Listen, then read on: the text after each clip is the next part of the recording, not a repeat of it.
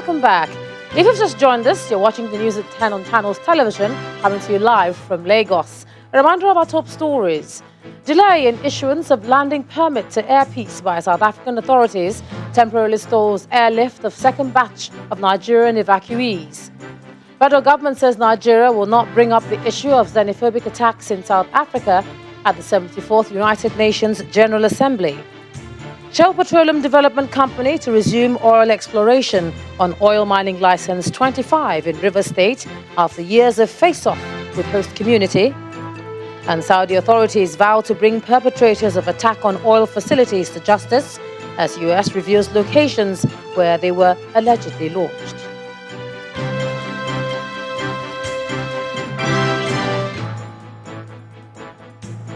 For more information on our top stories and others, do visit our website, channelstv.com.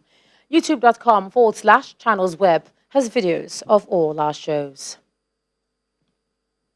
Now, you sent in some pictures to us, and we can begin with the set of images from Jebba Mokwa in Niger State, showing this collapsed bridge, which our eyewitness says connects the western part of the country to Abuja and Kaduna State. Our eyewitnesses complain about the hardship the collapse brings on residents, and they want the federal government to do something about it.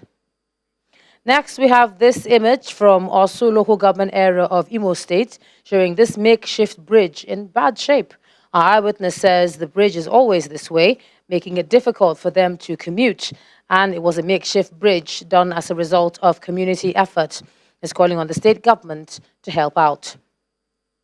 And back here in Lagos, we have this picture from the Lekki-Ekpe Expressway showing this tricyclist pushing another tricycle to work on an expressway.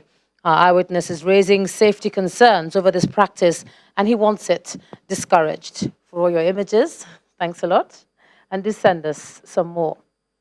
The National Agency for the Control of AIDS is advocating an increase in funding for medical research with a view to effectively managing the HIV and AIDS pandemic. And in order to sustain the current drop in prevalence rate, the Director General of the agency, Dr. Aliyu Gumel, insists there is urgent need to provide local funding for research and treatment. Nigeria has recorded a drastic drop in HIV/AIDS prevalence rate from an estimated 2.8 million people in 2016 to 1.9 million in 2018. Since the year 2014, Nigeria has depended on donor agencies to fund research and treatment of HIV/AIDS. For instance, between 2014 and now, the United States government has spent over $4 billion financing the control and treatment of HIV/AIDS in Nigeria. Efforts to encourage local research on infectious diseases such as HIV/AIDS and tuberculosis is one reason for this conference in Abuja. The Director General of the National Agency for the Control of AIDS highlights the need for the government to take ownership of the HIV/AIDS control and treatment program. We're very grateful to the United States of America. We're very grateful to Global Fund, for funding HIV activities in country for the last 15 years. Going forward, Nigeria must be responsible, grateful, and very proactive recipient and beneficiary. We will ensure that something we call HIV Trust Fund or something similar come to fruition. HIV prevalence rate in Nigeria has drastically reduced from the estimated 2.8 million people in 2016 to 1.9 million in 2018. Access to antiretroviral drugs is also increased from 360,000 in 2010 to over 1 million in 2018.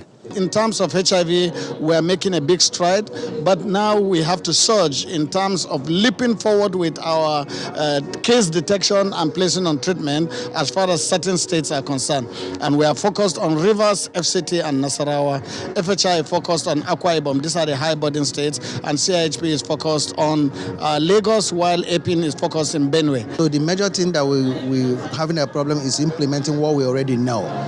Getting solutions for new things can solve 20%, but implementing what we already know can solve 80%. So you can see how important it is for us to be able to implement the solutions that we already have while we're chasing new solutions. Because if we successfully do it, we can solve 80% and just have the 20% remaining to work for new things. Nigeria is targeting a zero new HIV/AIDS infection by the year 2030 And with just about 10 years to go, there's no doubt a need to sustain funding for the control and treatment of people living with the virus. Let's cross over to Abuja now. Here's Ibrahim Adra. Ibrahim.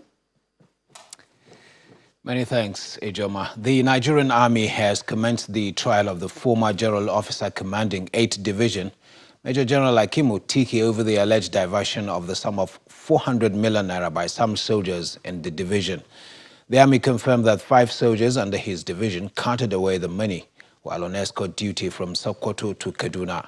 Counsel to General Otiki, retired Major General Femi Oyebanji, however, rejected the leadership of the court-martial by Lieutenant General Lamidi Adeosun. Our correspondent Amaka Okafo has that report.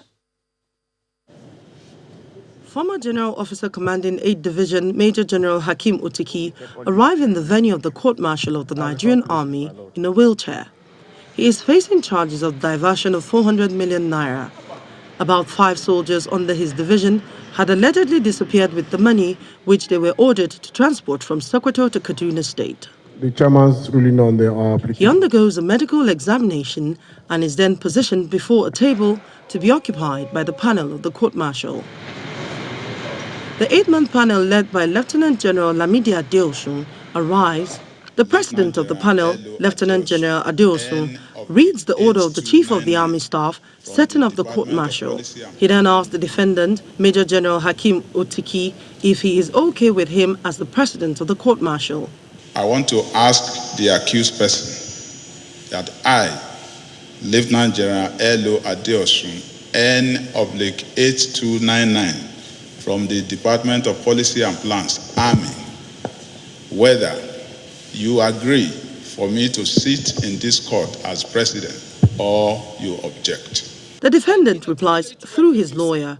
My lords, no disrespect meant, but we want to humbly inform this court that we intend to invoke our right under Section 137 by objecting to the president of this court, sir, in the person of Lieutenant General L.O. Adeosun, on the following ground. No disrespect meant, sir.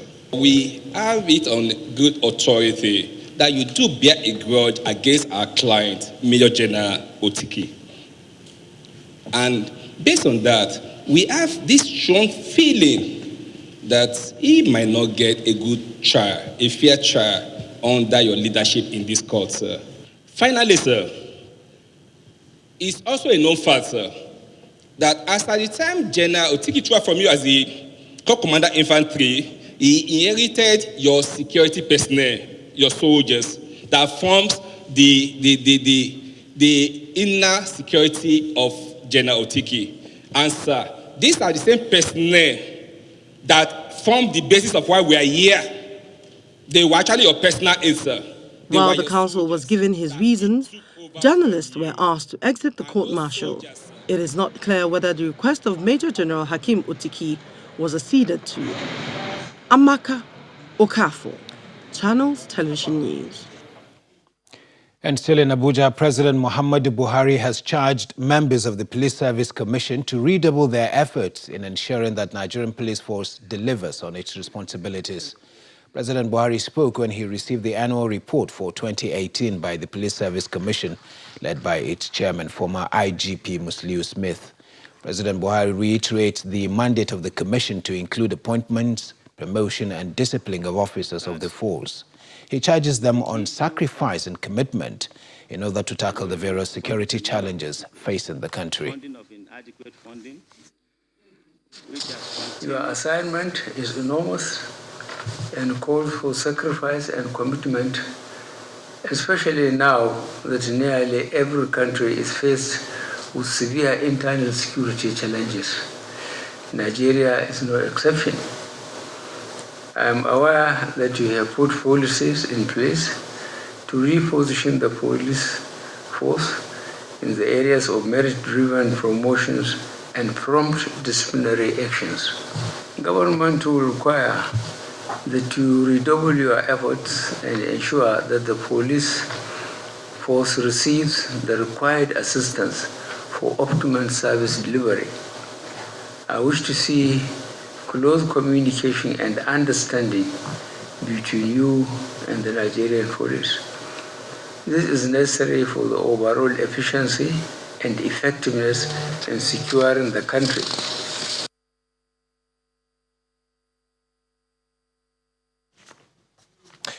Still in the presidential villa, 24 hours after the dissolution of the Economic Council headed by the Vice President, Professor Emil Shibajo, President Muhammadu Buhari has again wielded the big stick by dissolving the Special Presidential Investigation Panel for the Recovery of Public Property. The Special Advisor to the President on Media and Publicity, Femi Adesina, says the Attorney General of the Federation and Minister of Justice, Mr. Abubakar Malami, have been directed to immediately take over all outstanding investigations and other activities of the panel. The statement adds that the President is also looking forward to receiving the final Independent Corrupt Practices and Other Related Offences Commission report on the ongoing investigations of the dissolved panel's chairman. The panel, which is headed by Obono, was established in August 2017 by Vice President Professor Emil Shibajo to investigate specifically mandated cases of corruption, abuse of office, and similar offences by public officers. Now, a road accident has claimed 5 lives in the early hours of today in Odigbo local government area of Ondo State. Eyewitness accounts say the accident, which involved a bus and a truck, occurred as a result of overtaking. 7 other passengers with various degrees of injuries have been transported to the hospital for treatment. Speaking to Channels Television on the accident, the Deputy Corps Commander in charge of operations in the command, Olusegun Ogungbemide, appeals to motorists and other road users to always exercise caution on the highways. Well, let's go for a break now. When we return, Saudi authorities vowed to bring perpetrators of attacks on oil facilities to justice as U.S. reveals locations where they were allegedly launched.